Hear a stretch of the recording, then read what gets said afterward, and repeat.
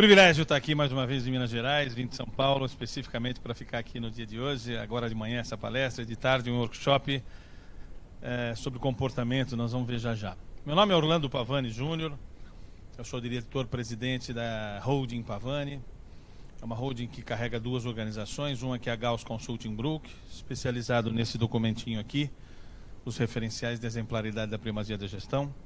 É um modelo de gestão específico da nossa companhia, cujo requisito número 1 é a gestão por processo. E também, esses slides aqui, eles depois serão passados para vocês. Eu passo para a coordenação para que vocês peguem os slides. São 60 slides para falar em 50 minutos, é muita coisa. Então eu vou passar alguns muito rapidamente, só para que vocês tenham com vocês, tá? O meu foco é falar um pouquinho sobre a gestão por processo pede-socorro, né? Esse é o título, a gestão por processo pede-socorro. O que, na minha capacidade de observar, nas organizações que tenho tido a oportunidade de ser convidado para ou fazer um diagnóstico, ou participar como consultor, ou mesmo junto aos meus alunos, né, em curso de pós-graduação na Fundação Getúlio Vargas, a gente tem percebido 12 negligências, 12 coisas que estão negligenciando na implementação. Eu vou ressaltá-las aqui para vocês hoje. A minha formação, eu acabei de fazer uma palestra num outro congresso chamada Qualidade Pede-Socorro. É um outro... Quem trabalha na área da qualidade aqui? Aí também. A gente fez uma palestra meio polêmica lá também.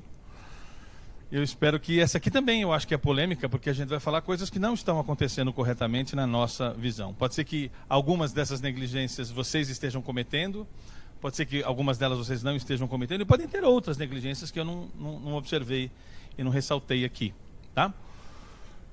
A minha formação, ela é uma formação bastante complicadinha. Eu tenho 2 mestrados na área de gestão, a ponto de produzir uma metodologia nossa, que é o RPG, lá, o Referenciais de Exemplaridade da Primazia da Gestão.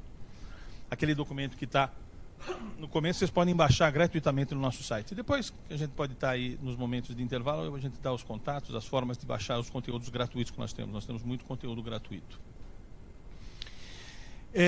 Mas, implementar processo, vocês vão ver, ele fala mais de pessoas do que de processos propriamente ditos, né? Muito mais de pessoas. Eu diria hoje, com a experiência que tenho, eu fico até com medo de falar, porque a gente se emociona, sabe? 33 anos vivendo especificamente de consultoria, preponderantemente em processo. São poucos os profissionais que eu conheço que vivem há tanto tempo só de consultoria. E eu descobri que a gestão por processo, enquanto conteúdo técnico, representa 10% do sucesso. O resto é tudo problema com as pessoas. E eu descobri isso muito cedo, descobri isso lá em 94. E eu vi que as implementações que eu tinha que fazer, não só de gestão por processo, mas outras, arquitetura, estratégica, e muitos outros tópicos que tem lá no RPG hoje, a gente tinha problemas para implementar tudo isso. E os problemas eram as pessoas, principalmente os líderes, os maiores, todos doentes mentais. E eu defendo hoje que a liderança tem um problema patológico. Eles não precisam de treinamento, não precisam de tratamento mesmo. E eu lidava com as resistências, essa historinha rápida para contar. E aí o que eu sabia fazer para tratar esses caras, né? Nada. Então o que eu fazia? Demitia. Eu sugeria a demissão e eu confesso que isso começou a virar um prazer para mim. Eu comecei a curtir esse negócio de demitir gente. Principalmente o que me atrapalhava no processo. Só que eu aprendi muito rápido também que demitir gente não ajudava, porque eu demitia um cara tecnicamente bom, comportamentalmente nocivo, e na readmissão era o problema, que eu contratava um cara tecnicamente ruim e comportamentalmente tão nocivo quanto. Então eu comecei a aprender rápido que eu tinha que ter uma estratégia na implementação do que eu fazia relativa a comportamento humano. Eu fui estudar isso de maneira bastante profunda. Fiz 27 formações em ciências do comportamento até fazer um curso de medicina. Eu tenho uma pós-graduação em medicina do comportamento, curso preponderantemente dado para os profissionais de saúde. E eu fui o primeiro profissional com mestrado em administração que fez uma formação em medicina do comportamento. Eu vou trazer isso à tarde aqui para quem quiser participar, um pouquinho desse viés. Então, realmente, gostei muito da proposta do BPM Day, porque a proposta do BPM Day aqui em Minas Gerais é processos e pessoas, né? Eu diria até o contrário. Pessoas e processos. Porque processo bom com gente ruim não adianta. E gente boa com processo ruim também não adianta. Nós temos que ter processo bom e pessoas boas. Então, essa minha básica formação, eu acho que isso me trouxe uma vertente que poucos profissionais têm, falar de processos de gestão com profundidade e falar de comportamentos sem amadorismo. Quer dizer, eu tenho uma vertente muito sólida. E aí é a Olho de Tigre, né? Que é essa empresa aqui do lado, a Olho de Tigre, tem 23 anos de vida e trabalha consertando gente. É isso que eu acho que a gente faz lá, tá? Muito bem, essas são as literaturas que eu produzi, os livros que eu publiquei. Esse aqui está disponível gratuitamente para vocês baixarem se quiserem. O resto são livros. Esse aqui é o nosso livro sobre o comportamento humano. E aí, o que eu queria mostrar? Então vamos focar basicamente nas 12 negligências, tá? Que na minha opinião, né? Isso não é a opinião da BPMP, é a minha particular opinião. Pode ser que vocês discordem, mas é aquilo que a gente tem visto, né? Se a gente observar, tudo que eu vou falar aqui tem base nessa literatura que está aí. Eu acho que são poucas as literaturas de processo que a gente pode entender como originais, né? Eu incluo o meu livro aí como um dos originais, porque o meu livro foi o primeiro livro em português que deu um método para atender o BPM-CBOK da época, né? Que era a primeira versão. Então, tudo que eu vou falar baseia-se nessas literaturas, acho que são literaturas importantes para vocês de processos lerem, né? Pode fotografar, mas depois vai esse slide para vocês, tá? Uma coisa que eu queria, só um único conceito que eu queria tratar aqui com vocês é a diferença de projeto para processo. Há uma confusão desse negócio, e uma vez eu ouvi numa das avaliações que fizeram de coisas que eu falei, que a definição, essa diferenciação, da forma como eu expliquei, foi a melhor definição que ele havia ouvido. E eu acabei fazendo um slide disso para corporificar essa variação que eu tive para difundir isso, né? E a gente define, né? O projeto, ele tem o PMI como organização que o gerencia, né? Os projetos. Ela produziu o guia PMBOK, e quem se especializa no PMBOK vira PMP, não é isso? E em processos tem uma coisa parecida, né? A BPMP, International e Brasil, se organizaram para legislar sobre isso. Criaram o BPM-CBOK, já estamos na versão 4, e tem os organismos, as formas de certificar esse conteúdo, certo? Mas qual a diferença entre os dois? O que é um projeto e o que é um processo? Então, um projeto normalmente se define como aquilo que tem começo, meio e fim. E dá um exemplo clássico que é um prédio, né? Um prédio tem começo, meio e fim. Então, isso é um projeto. Internação, o que é? Mas as pessoas associam a internação como um processo, não é? Difícil chamar uma internação de projeto. Mas a internação também tem começo, meio e fim. E o fim pode ser bom ou muito ruim, né? Pode ser a alta ou pode ser o óbito. Bom, se um processo como a internação também tem começo, meio e fim, o que diferencia o projeto de processo? Então eu costumo dizer assim, ó, o projeto tem começo, meio e fim, o processo também tem começo, meio e fim. A diferença é que o projeto é aquilo que está sendo feito pela primeira vez. E o processo é aquilo que já não é mais a primeira vez, é uma coisa cíclica. Portanto, a ambição de um projeto é um dia se transformar num processo. Não é? E há uma dicotomia histórica. Sabe quantos PMPs nós temos no Brasil? Acho que mais de 34 mil. Se não me falha a memória, na última vez que eu levantei. Sabe quantos certificados no Brasil tem disso aqui? 1.200.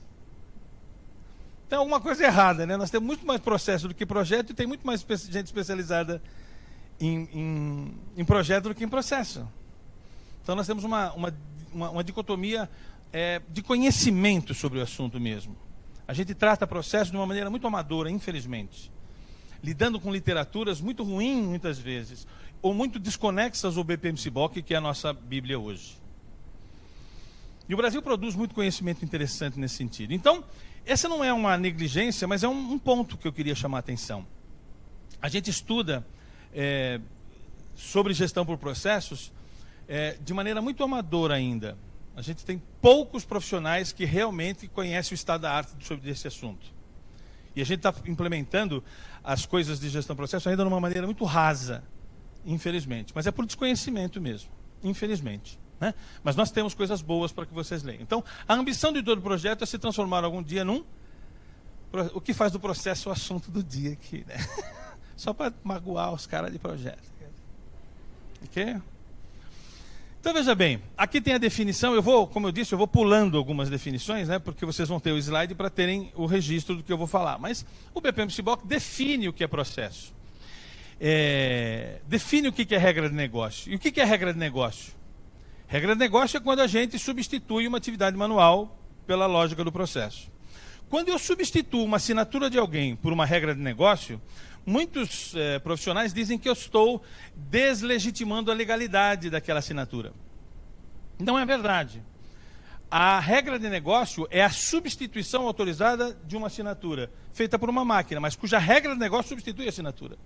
Portanto, não infringe legalmente nada quem cria uma regra de negócio para substituir uma assinatura. Né?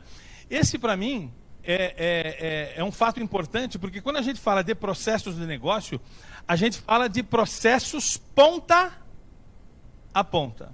Está claro isso, esse conceito para vocês? O que é um processo ponta a ponta? Então, se eu mapear os processos de uma área da empresa, eu estou fazendo o BPM-CBOK?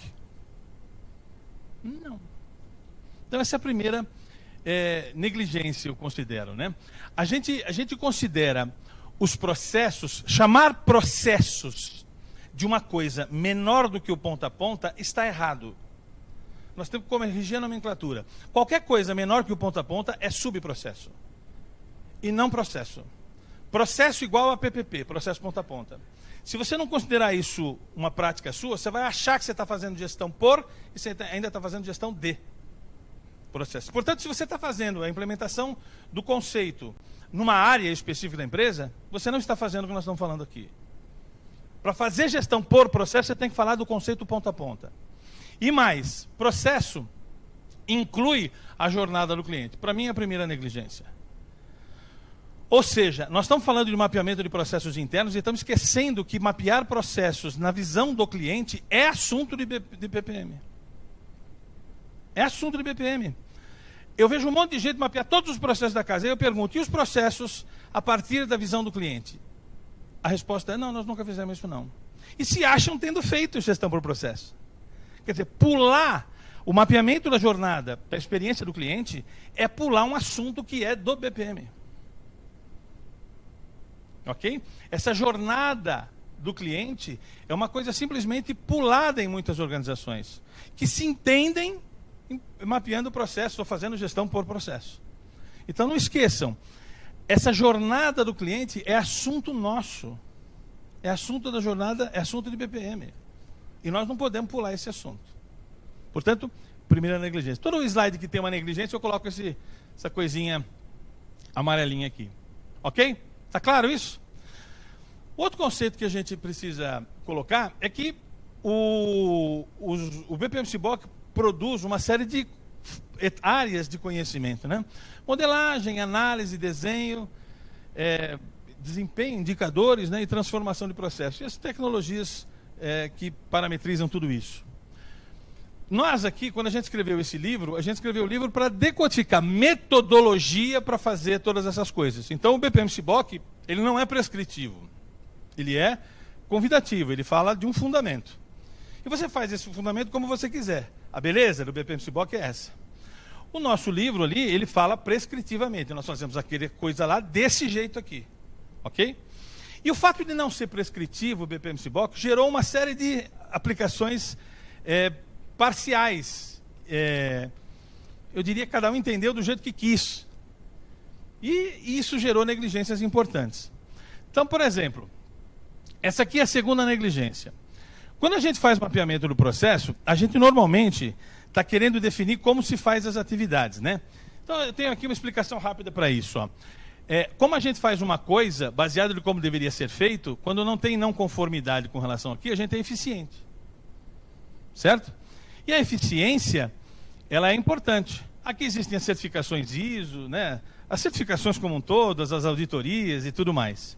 O problema é que ser eficiente não basta, a gente precisa ser eficaz. E ser eficaz, o que que é? É quando a gente colhe resultados a partir do que deveria ser feito e entregue. Ou seja, se a gente fizer isso aqui direito, a gente consegue resultado. O problema é que esse item, o que deveria ser feito e entregue, é feito por gestão de processo, está aqui, não está aqui. Ou seja, se isto aqui não está aderente a isto, o que que a gente muda? O da direita ou o da esquerda? O da esquerda. Mas o da esquerda foi feito primeiro.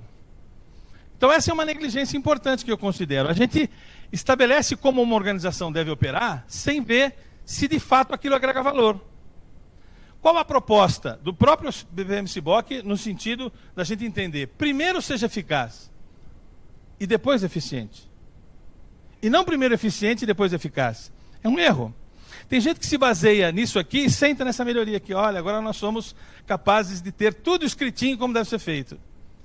Mas a gente não sabe se aquilo que deveria ser feito é de fato um agregador de valor. Então, primeiro, isso aqui ser feito é agregador de valor? É, então vamos eficientizar isso aí. Não é? E a gente percebe que a gente está invertendo essa ordem. Primeiro isso, depois isso, e não o contrário. Hoje a gente vê muitas empresas manualizadas, com desenhos feitos, com desenhos, as caixinhas desenhadinhas, e completamente ineficaz. Por quê? Porque inverteu essa ordem. Para mim, é a segunda negligência. Claro que nós queremos uma empresa eficiente e eficaz. É o que chamamos de efetividade. Mas a gente precisa primeiro ser eficaz, depois ser eficiente. Eu gosto de uma frase, primeiro vem o feito, depois vem o perfeito. E tem gente que modifica essa frase, fala assim, melhor o feito do que o perfeito. Não, não é melhor. Primeiro vem o feito, depois vem o perfeito. Faz sentido? Essa é a segunda negligência. A terceira negligência tem a ver com a primeira fase, mapeamento dos processos, né? É o que a gente chama do ASIS. O sistema, o BPM-CBOC, identifica que o ASIS é uma coisa que precisa ser feito. Mas o ASIS, ele preconiza o conceito de handoff. Já ouviram falar handoff? O que é handoff? É quando a gente passa o bastão para outra área, não é isso? Tem gente que simplesmente considera handoff quando sai de uma raia e vai para outra. Não, é muito mais que isso. Para que o handoff se estabeleça, eu preciso identificar o conceito de deliverable. E o deliverable precisa estar desenhado nos fluxos que vocês têm. Ou seja, antes de uma coisa sair da raia, eu preciso saber o que está saindo da raia, no sentido da substantivação do trampo, e não da verbalização do trampo. Vou dar um exemplo. Se eu perguntar aqui o que você fez ontem não foi feriado, né? Mas o que você fez na sexta, fala uma coisa, o que você fez na sexta? O que a senhora fez na sexta? Fala uma atividade que a senhora fez na sexta. Sexta foi feriado? Aqui também, em São Paulo também. Não foi feriado? Ah, então amanhã, ontem, o que você fez? Amanhã não dá, né? O que você fez ontem? Fala uma atividade. Hã? Não, no trabalho. Que tem a ver com trabalho. Fala aí, alguma coisa, quem lembra? Entrevista. Entrevista é verbo, não é? Entrevistar, não vale verbo.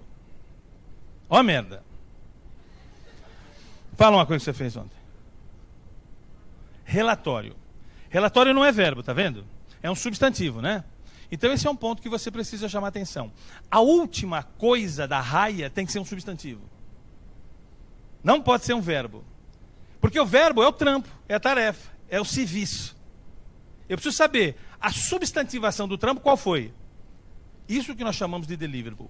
Tem que ser um substantivo, não pode ser um verbo. Se for um verbo, é o ato de fazer aquela bagaça da qual você não sabe o que é. Eu preciso saber. E o pior, não basta ser um substantivo, precisa ser entregável para alguém. Às vezes eu falo assim, relatório, para quem é? Não, para mim mesmo, o relatório só é qualquer coisa. Se o relatório é substantivo, mas não vai para alguém, não dá para desenhar. E eu vejo desenhos muito lacunares nesse sentido. Os desenhos não identificam os deliverables. Ou seja, pode ser que se você pensar ali, fala, qual é o deliverable aqui? Não. Tem deliverable não. Se não tem deliverable, nem desenhar dá. Mas a gente desenha coisa sem deliverable, esse é o problema. E se você sair daqui pensando qual é meu deliverable e entrar em crise, esse é o objetivo da palestra aqui. Para você entender que se você não tiver deliverable, você está com a carreira em jogo. A sua função está em jogo. Eu preciso achar o seu deliverable. E a gente não pensa nisso quando faz. Para mim, a terceira negligência, ela é grande. Ó, de 10, 9 dos que eu visito não tem desenhos aderentes a esse fundamento. É fundamento. E tem um monte de gente desenhando processos grandes, sem deliverables. Uma vez eu fui numa empresa, só para contar por 50 minutos, é brincadeira, estou no terceiro, tem 12. E tinha lá todos os desenhos mapeados. Estavam me dizendo, aqui tudo está mapeadinho, Pavani, sem problema, você só vai ter que analisar e os melhorar. Maravilha. Então, qual é a manutenção do gestor do processo? Aziz. Aí vamos ver o desenho. Aí tem lá, ele me mostra um desenho que não tem deliverables. Não tem os deliverables. E aí eu começo a desenhar como deveria ser, né? Aí ele fala assim para mim, pô, Pavani, mas você está desenhando muito deliverable, porque a coisa sai de mim, vai para o outro, depois volta, vai, volta, né? Tudo isso é handoff. Não, mas você está desenhando todos os handoffs. Pô, mas são todos handoffs que tem que desenhar. Não, mas se desenhar assim, vai ficar uma zona o desenho. Não é o desenho que é uma zona. O que é uma zona? É o processo. Se você desenha de um jeito mais simples, você está omitindo como é essa desgraça. Não pode. Desenho de Aziz é a realidade. Vai e volta 64 vezes, vai ter que desenhar 64 vezes. Mas não dá para ver as linhas, é um problema. A gente desenha coisas que não representam a realidade, só para ficar bonito o desenho. Eu não estou interessado em desenho de Aziz bonito. Eu quero desenho de Aziz que mostra a cagada. A ausência do deliverable. Ok? Quarta negligência. Handoff, né? Tal. Terceira negligência, então, é a questão do deliverable. Nós temos que ter o deliverable mapeado e desenhado nas raias.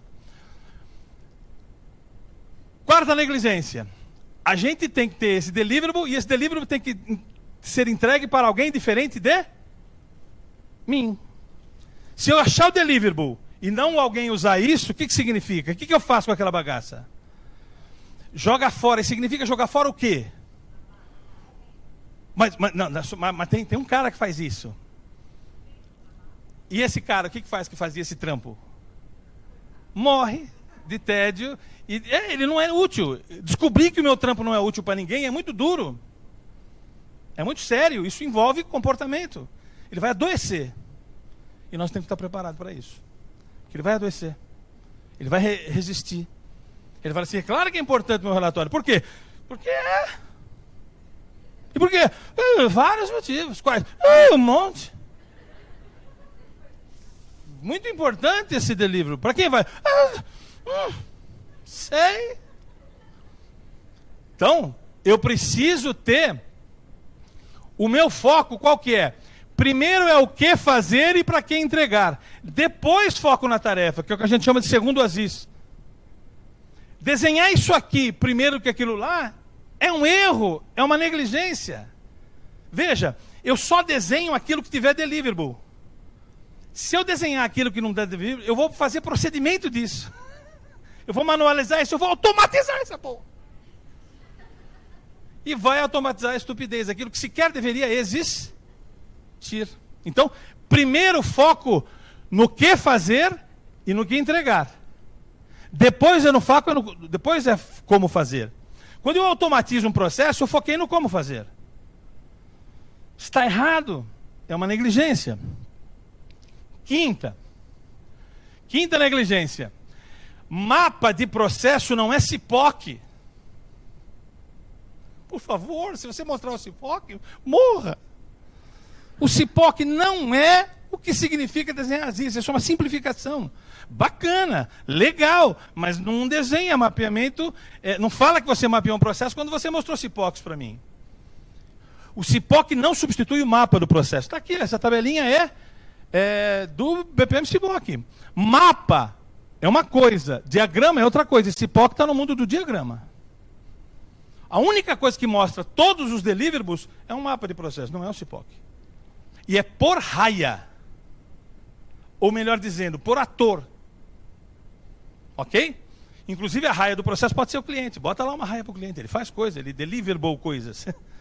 Ele entrega coisas. Então, por favor, não substituam os mapas de processos legítimos por diagramas que resumem essa bagaça. Isso é uma negligência. Quinta. Outra cipoquezinha, né? Outra coisa. Sexta negligência. Como é que normalmente as organizações fazem? Eles fazem reuniões de brainstorming, constroem a cadeia de valor, lista os processos e alguém lá vai mapear. Não é assim? Os nomes dos processos ficam igual ao nome da estrutura hierárquica da companhia. Isso é uma negligência. O que nós temos que fazer? Mapear os processos.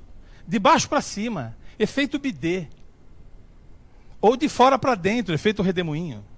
Por quê? Porque os processos existem. Quando a gente mapeia os processos com os delivros, a gente faz um monte de desenho, cola tudo na parede aqui. Aí ela vai juntando. Por que acaba no meu livro é um dominó? Porque uma pecinha dominó liga com a outra. Por que liga com a outra? Porque tem um deliverable. Eu mando uma coisa para você, você usa e faz a sua coisa. Então dá para juntar esses dois fluxozinhos, não dá? Quando a gente junta esse fluxo, até gerar um ponta a ponta, qual é o conceito? A ponta final tocou no stakeholder. A ponta inicial foi demandada por um stakeholder. Isso é processo ponta a ponta. Aí eu descubro um processo que fudeu, não dá para ter um nome nele. Porque não representa uma diretoria. Não representa uma gerência. Representa um conceito transversal. O nome de um processo ponta a ponta normalmente é um nome esquisito. Por quê? Porque não é um nome que respeita a hierarquia. Gestão de marca. Gestão de marca é o nome de um processo ponta a ponta, por exemplo. Como é que a gente descobre que isso é um processo ponta a ponta? Porque grudou, tocou no stakeholder, tocou no stakeholder, a gente vai ver e fala, como é que dá um nome nisso aqui? Porque tem 3 diretores envolvidos nessa bagaça. Tem 3 diretores e 2 empresas diferentes, às vezes. E isso é um processo ponta a ponta. Ou seja, eu mapeio os processos, agrupo-os em ponta a ponta, conforme a lógica real, valido com as lideranças, e aí eu descubro a cadeia de valor. A cadeia de valor emerge, ela não existe a priori, ela tem que existir a posteriori. Me faço entender? Você deve perguntar, como é que faz essa porra? Não dá para explicar, 50 minutos. Mas isso é uma negligência. Porque aqui, ó, se a gente fizer desse jeito, a gente se limita a pensar processos como a empresa pensou a governança. E a governança não são os processos. Cada gestor, cada diretoria, cada gerente não tem um processo. Eu preciso descobrir o nome dos processos ponta a ponta. E esse desenho aqui, ó, é que caracteriza isso. Nós temos que saber qual é o nome desse processo aqui. O que transversaliza a organização. Então eu junto fluxos que se conectam, descubro o subprocesso. Junto o subprocesso eu tenho um processo ponta a ponta. Qual é o nome dele? É um nome esquisito. Tem que ser um nome esquisito. Que ele representa 3 ou 4 diretorias, às vezes. E aí, esse é o organograma matricial tombado, híbrido. Isso é que tem que gerenciar. Esse é o dia a dia. Aquele vai morrer em breve. Nos RPG, o documento que eu faço, não falamos mais a palavra alta direção. Sabe por quê? Porque não deveria existir mais a alta direção. Eles são um problema. Na minha opinião, são eles o problema. Nós temos que chamar de liderança. E quem é a liderança? O mais distribuída possível. Nós chamamos de holacracia. Ok? Então a gente pula esse assunto, não desenha o organograma. Nós temos que desenhar o organograma matricial. Eu chego numa organização, ela fala assim, nós estamos implementando a gestão por processo. Eu quero falar, qual é o organograma? Ele me mostra. Qual que tem que ser o organograma de uma empresa em estágio inicial já? Tem que ter um organograma híbrido. No mínimo, matricial. Eu tenho que mostrar que os processos são transversais. Tem que ter líder aqui e não aqui. Isso é negligenciado. Fortemente negligenciado. Sabe por quê? Porque quando abrem um escritório de processo, é igual na área da qualidade. Compram a alma da gente. Faz a coisa chata aí. E a gente acaba fazendo aquilo que dá. Poucas vezes nos atendem, poucas vezes aquilo que você colocou na primeira palestra, né? Vamos desenhar a caixinha, minimizam o trabalho que a gente faz. Eu tenho certeza que vocês se sentem assim, desvalorizados no processo. Sabe por quê? Porque compraram a nossa alma. Não implementamos isso aqui, ó, de verdade. Negligenciamos isso. Hoje, as organizações são totalmente assim. Aqui a gente percebia polos de comando, né? Aqui qual é o polo de comando? O fim de uma organização orientada para o processo é uma gestão holacrática. Procurem essa palavra, holacrática. Esse é o futuro. A análise de processos caracteriza a 7ª negligência. Quem analisa um processo de negócio não pode confundir isso com diagnóstico empresarial. Se eu analiso eu analiso o quê? Um processo azizado, certo? Aziz, é isso que o analista de negócios analisa. Então, eu preciso conhecer daquele processo para fazer análise?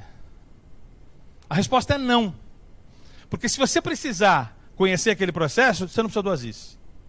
Você vai analisar independentemente do Aziz. Então o que nós temos que fazer? Formar analistas que, olhando o processo, descubram as lacunas sem depender do conhecimento daquele processo. Descubram as imperfeições sem depender daquilo. Ou seja, se eu faço uma análise de um Aziz, perfeitamente desenhado, e você faz a análise, nós temos que chegar à mesma conclusão. O que eu percebo? Conclusões completamente diferentes. Vaidosas, dependendo do conhecimento do cara. Não submisso ao Aziz. Nós não temos método para fazer análise de processos. Nós temos experiência do analista, que não deve ser o parâmetro. Isso é bom, mas chama diagnóstico, não chama análise de processos azizados. Eu faço isso também, mas não é esse o ponto do analista. Oitava negligência. Veja. Opa, cadê aqui? Oitava negligência. Espera aí, eu estou indo aqui. Todos os processos geram todas as ações de melhoria e tal, né? Esses os slides que eu pulei aqui. O que significa? Eu faço uma análise, gera melhorias e eu vou melhorá-los ao longo do tempo. Eu vou melhorá-los e transformá-los. Com que base nós vamos transformar processos? Numa metodologia de análise. Na nossa literatura, a gente sugere 3 metodologias de análise de processo. On, out e in. São metodologias que não dependem de conhecimento prévio de ninguém. Ok? Oitava negligência. Eu preciso melhorar os processos piores e não os melhores, os menos impactantes. Tem gente que fala assim para mim, nós vamos fazer o teste da melhoria do processo num processo pequenininho. Aquele que não dá muita merda. Ou curto, de tiro rápido, de tiro curto. Isso é importante, mas eu preciso discutir os processos mais desgraçados na companhia. Esses são os processos que eu tenho que discutir primeiro. E tem que fazer uma matriz lá para escolher. É o P2 e o P3, cara. O mais severo e o mais impactante. É aí que as pessoas vão descobrir por que gestão processo é bom. Porque melhora o que estava desgraçado. O problema é que o que está desgraçado é um ponta a ponta, que envolve um monte de poderes. E que a gente não tem acesso a esses poderes, a gente melhora o que dá. Essa submissão demasiada faz com que a gente chegue na negligência e esqueça o fundamento de gestão do processo, que não é fazer isso, é fazer muito mais que isso. Nona negligência. A gente faz PDCA. Faz PDCA. Faz PDCA. Faz PDCA. E acabou. Pois não? Ai, meu Deus, faltam 10 minutos. Vai lá.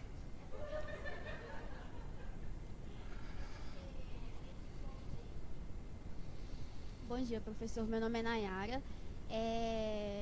Nesse ponto que você falou, a gente melhora o que dá, eu ouço muito essa fala na empresa que eu trabalho, porque a minha pergunta é mais sobre a cultura, porque eles já vêm...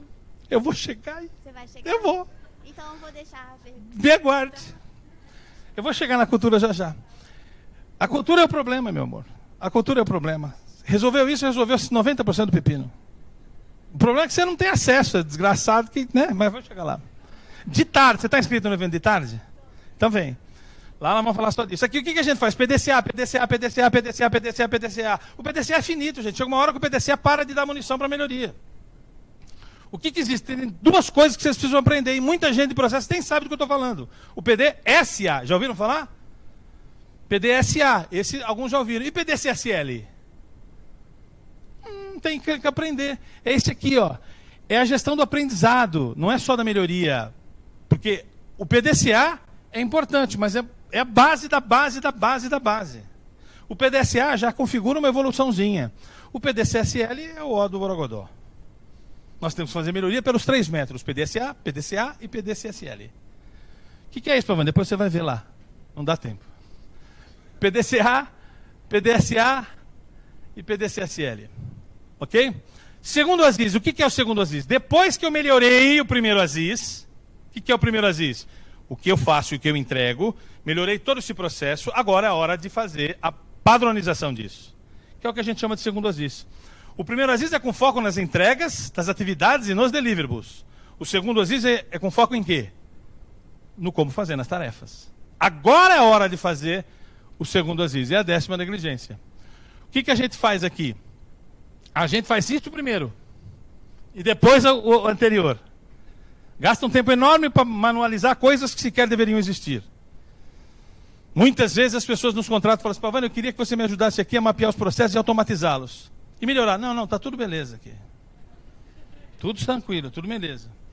E é isso que eles contratam. Nós não fazemos isso, nós não somos uma empresa de software, somos uma empresa de gestão, de consultoria em gestão do processo. Ou melhora, ou não estamos juntos. Tá claro? Mas você já deve estar feito isso que eu falei, né? Automatizar coisa que depois do ASIS. Por quê? Porque tem que automatizar. Tem o software lá, tem a ferramenta de automação. Eu não sou contra a automação, gente, mas ela tem que acontecer no momento certo. 10ª negligência, meu amor. Aí a sua pergunta. Tainara, né? Nayara.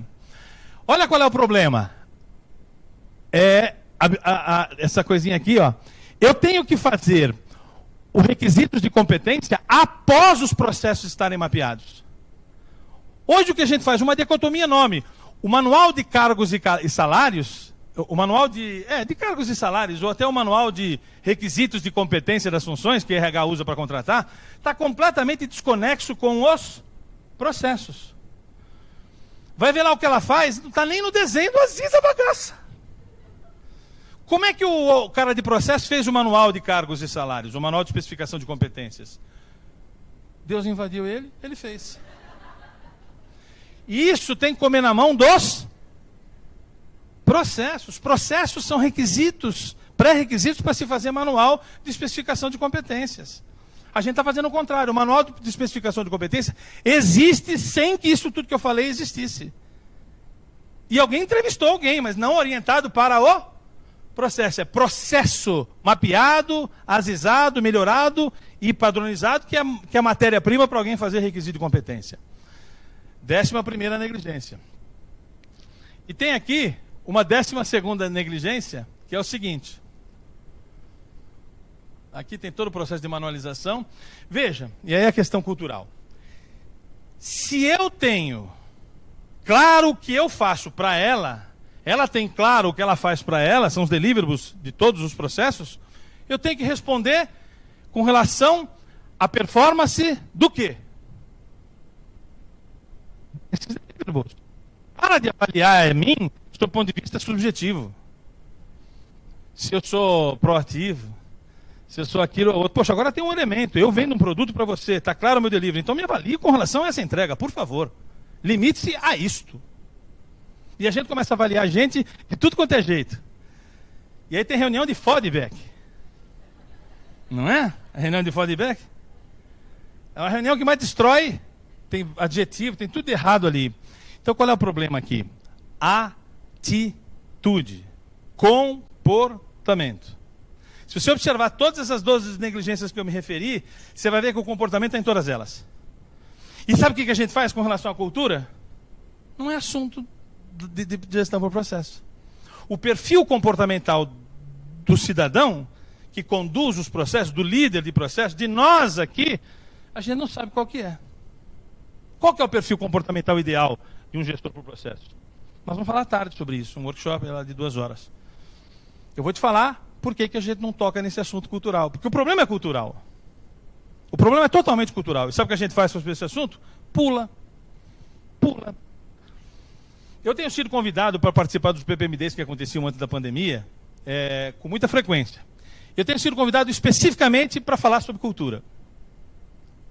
Especificamente. Por quê? Porque a gente não leva esse assunto, não está no BPM-CBOK, de maneira explícita. Está implícito lá, mas não está explícito.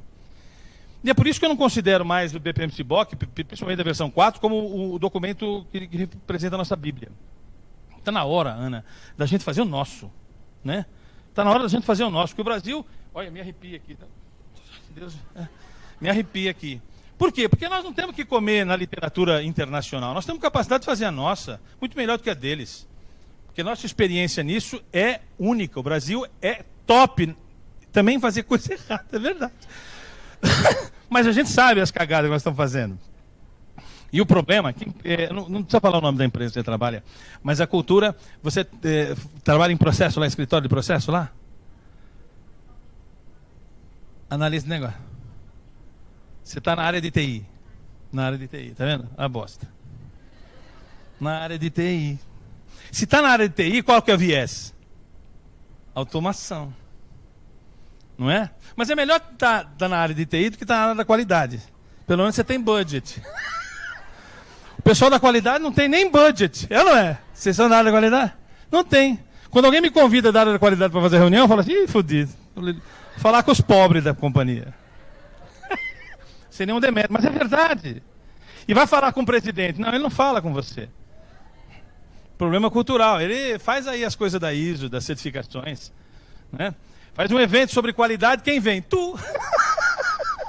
E o cara que você percebe que ele não se engaja. Sabe por que ele não se engaja? Porque ele te contratou. Ele te contratou para não se engajar. Então, se ele se engajar, é contrassenso dele mesmo. Eu contratei você para fazer essas coisas. E aí você assiste um negócio desse e entra em depressão. Por quê? Porque tem que abandonar esse... Não vale a pena esse tipo de organização.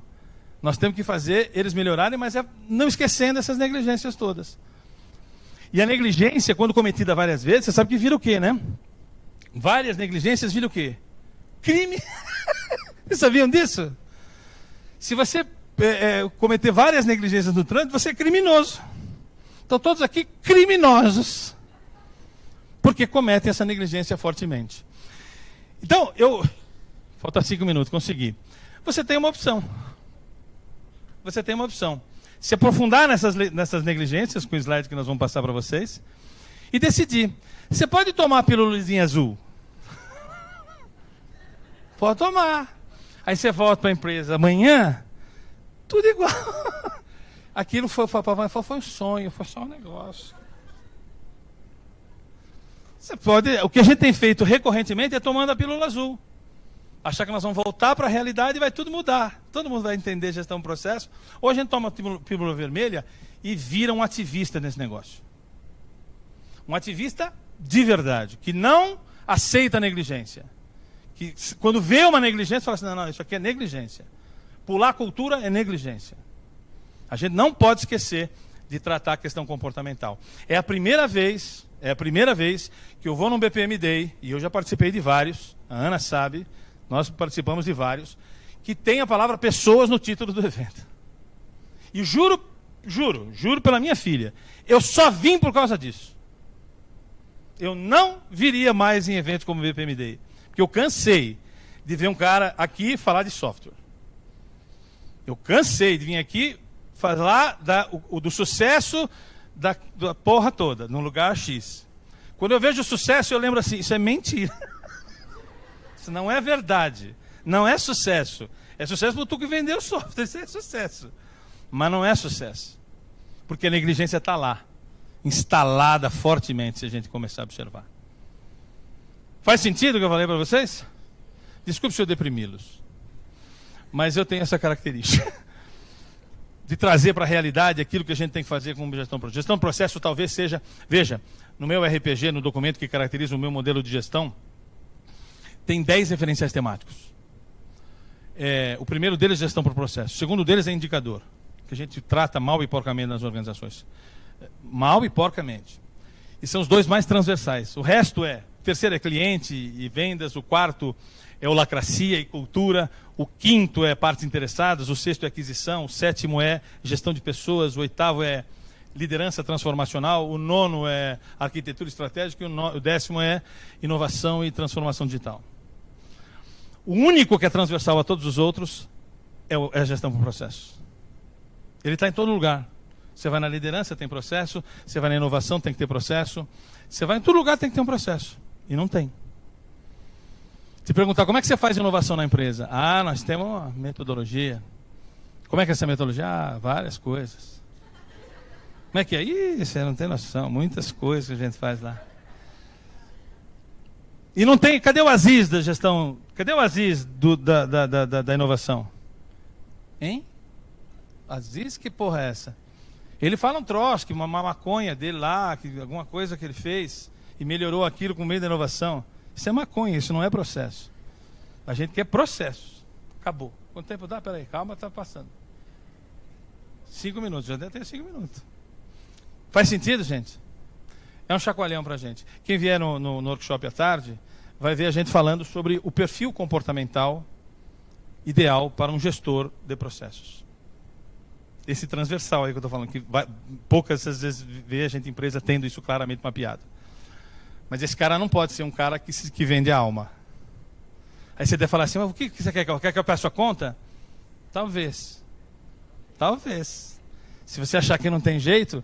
Uma vez eu estava num evento há pouco tempo, agora, em Goiânia, e uma pessoa me ouviu falar há 3 anos atrás, antes da pandemia, 3, 4 anos atrás, né? E ela falou para a Vânia, uma vez eu te ouvi falar numa das minhas palestras por aí, eu pedi a conta na minha organização, virei consultora e não quero mais ser complacente com esse tipo de mediocridade. Né? Chorei de emoção. E eu falei, tá indo bem? Claro que tá indo. No começo é difícil, claro, mas a gente não pode mais se submeter a esse tipo de coisa. Nós temos que fazer a coisa direito sem cometer essas negligências. Ok? Alguma pergunta nos 2 minutos e meio que falta? Que desafio, gente.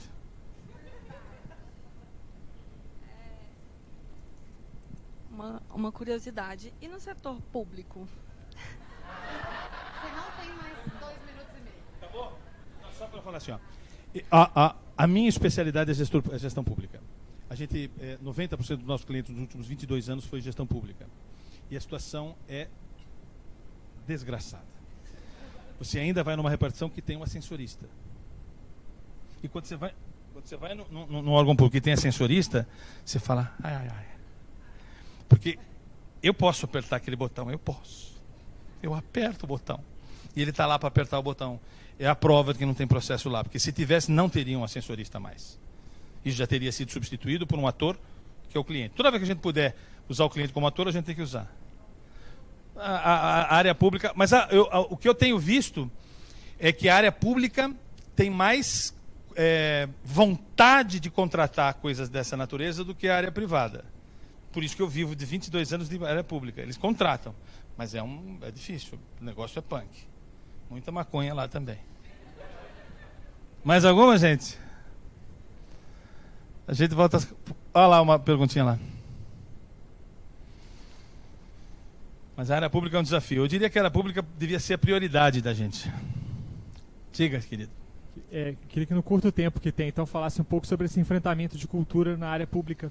Porque a minha sensação é que na área pública você tem lá a pílula azul e a pílula vermelha, entendeu? E a pílula azul foi da forma que descreveu. A pílula vermelha é igual azul sabor morango. fala que tem a cultura, mas na prática não. Pula. Olha, a gente acha que tem um monte de empresa que diz que faz cultura. Aí me mostra a pesquisa de clima. É deprimente. Dá vontade de falar assim, meu Deus, ele está nas drogas. Ele está nas drogas. Infelizmente não trata mesmo. A cultura requer um diagnóstico estruturado, requer um plano de intervenção cultural que leva de 2 a 5 anos. Eu vou mostrar um slide aqui, ó, rapidamente. Sei que passou meu tempo aqui, mas... Ó, deixa eu mostrar um slide aqui importante pra gente, ó. Só para você ver uma questão importante aqui. Espera que vai chegar. Calma que está chegando. Ó. Aqui, ó. Ó. Fazer processo é daqui a aqui. A gente leva de 6 meses a 2 anos. Até desenhar os processos e empoderar os transversais. Agora, mudança de cultura organizacional, tá vendo aqui? Mudança de cultura? Isso é um projeto que leva de 2 a 5 anos. E sabe o que a gente faz com relação a isso aqui? Pula. Nem no BPM-CBOK isso está escrito, isso merece um capítulo no BPM-CBOK e talvez transversal, o primeiro deles. Se a gente não fizer um conserto humano, nós não vamos implementar isso aqui, nós vamos estar mentindo para a gente. E trazendo exemplos que não são de BPM propriamente dito. E está na hora do Brasil assumir o seu protagonismo nisso. Diga.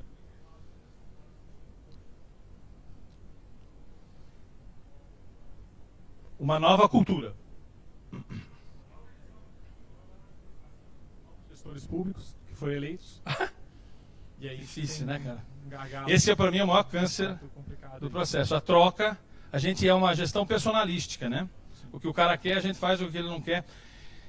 Eu defendo, como especialista em gestão pública, que me sinto, já que eu trabalhei em gestão pública há mais de 30 anos, eu acho que a gente deveria desempoderar os primeiros escalões e empoderar os segundos escalões. Há muitas iniciativas nesse sentido, no mundo e no Brasil também. Só que a gente tem um problema aí de cultura. A gente ainda elege pessoas que não têm compromisso com a gestão, e sim com as suas ideias diferentes dos anteriores. É uma pena. Mas a gente pode também matar essas pessoas, né? Tem o assassinato, que é uma alternativa também. Não estou brincando. Por isso que eu digo assim, algumas pessoas vão morrer mesmo. Ajudaria muito. Mais alguma pergunta?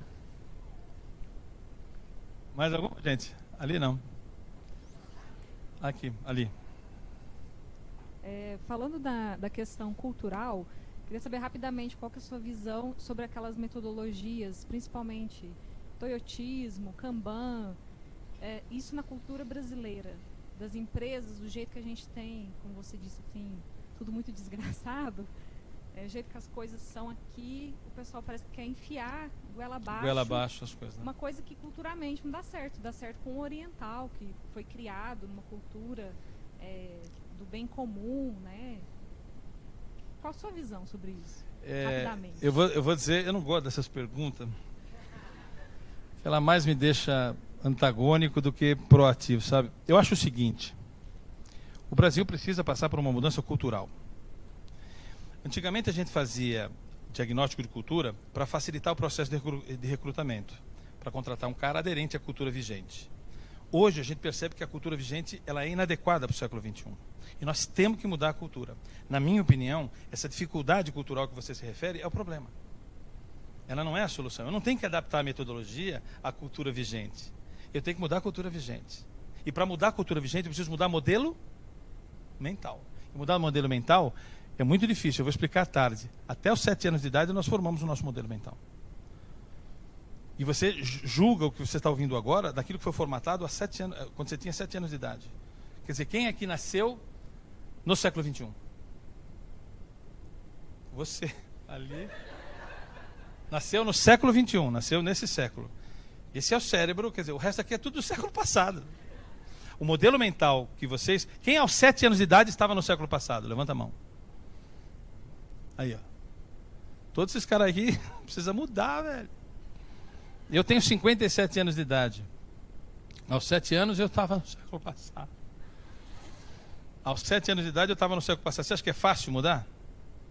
Isso requer uma intervenção médica. Quem trata de mudança de modelo mental com coaching da vida, com essas baboseiras que tem por aí, que eu sou avesso, você nem me... Uma vez um cara, um amigo meu, ele me cadastrou no celular lá e escreveu Pavani Coach. E eu vi, falei assim, pelo amor de Deus, cara, apaga esse coach daí, porque eu não sou isso aí não. Não acontece assim, não é com uma palestra que a gente muda alguém. É processo de intervenção consistentes. Nosso método para mudança de modelo mental inclui assistir 74 videoaulas e participar de um treinamento de 3 dias sem dormir.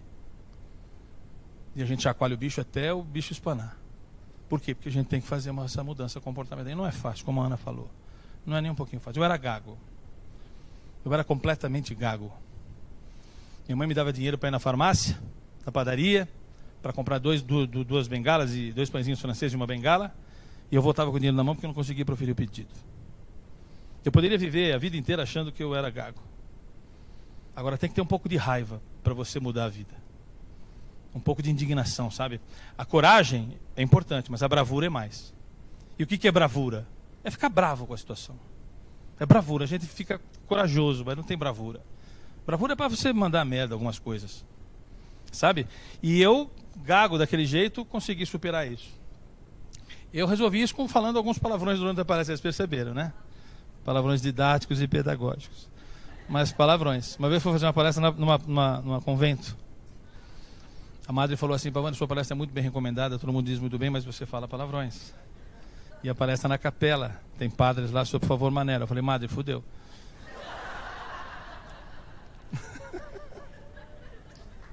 Última pergunta, vamos lá, gente. Alguém tem mais alguma pergunta? Você sabe que eu concorro com isso, né? Concorro com isso. Tem gente que fala assim, poxa, veio o Pavani e veio depois um comediante. Eu falei, como é que faz? Difícil. Mas, ó, privilégio estar aqui, gente. Quem quiser vir à tarde, a gente está lá mais 2 horinhas falando só sobre o comportamento. Tá bom? Um abraço. Obrigado.